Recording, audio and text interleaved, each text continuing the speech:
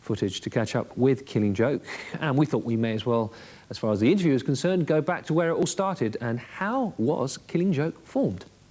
It came out of late nights, and we were living in a house in Holland Park, and in this house were various industrial psychologists, a couple of people who'd broken the Official Secrets Act.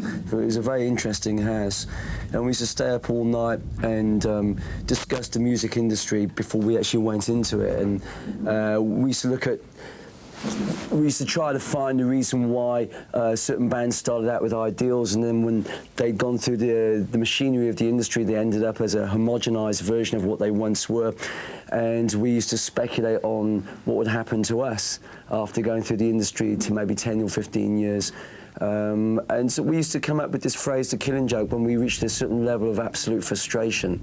It was just a phrase that we used around that time that eventually... and also Nirvana and many others who have claimed Killing Joke as a major inspiration on all their music and what they've been up to.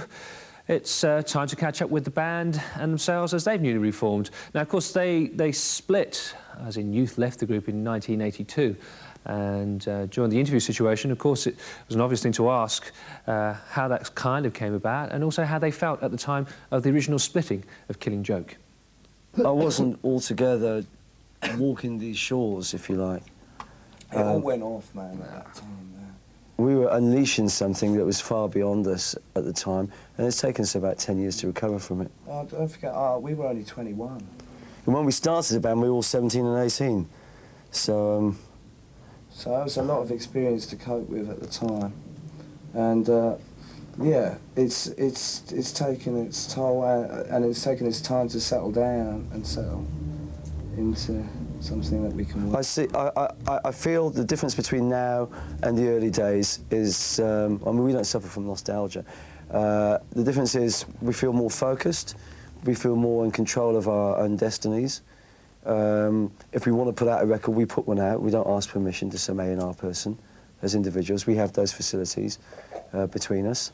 And I feel a great sense of passion about individuals in the group, in all their numerous projects, were even considering getting back together. And of course, the obvious question to be asked is, why in 1994 did Killing Joke reform? I think it brought itself back. It just started attracting the right person. We just sort of bumped into Youth again. The year before, we were doing the best of. I said, "Youth, you got any photos?" He was like, "Oh yeah, we should reform and all that." And I thought he was joking. And it just sort of landed that way. But when the idea was there, it just sounded like so right. You know, from where the stuff that Youth had been doing, a lot more dance orientated. I think we'd got a bit for